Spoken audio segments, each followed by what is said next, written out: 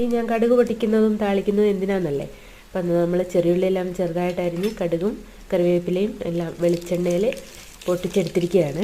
ഇത് നമ്മൾ ചെയ്യണത്, നമ്മൾ ചക്ക പുഴുങ്ങി വെച്ചിട്ടുണ്ട്. ഇന്ന് ചക്ക പുഴുങ്ങിയതിനൊരു സ്പെഷ്യൽ എന്താണെന്ന് വെച്ചാൽ നമ്മൾ കുരുമുളകും അതുപോലെ തന്നെ ചെറിയ ജീരകവും വെളുത്തുള്ളിയും മാത്രം ആണ് നമ്മൾ അരപ്പായിട്ട് ചേർക്കുന്നത്. വേവിച്ച് അതെല്ലാം ചേർത്ത് റെഡിയാക്കി വെച്ചിട്ടുണ്ട്. നമ്മൾ ഈ താളിച്ചത് കൂടെ അതിലേക്ക് ചേർത്ത്, കണ്ടോ, നല്ല വേവുന്ന ചക്കയായിരുന്നു.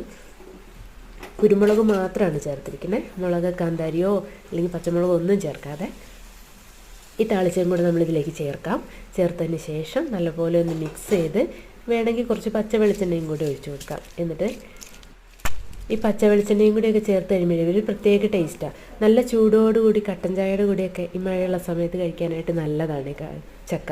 അതെല്ലാവരും ഒന്ന് ഈ കുരുമുളക് അരച്ച് ട്രൈ ചെയ്ത് നോക്കണേ. Thank you.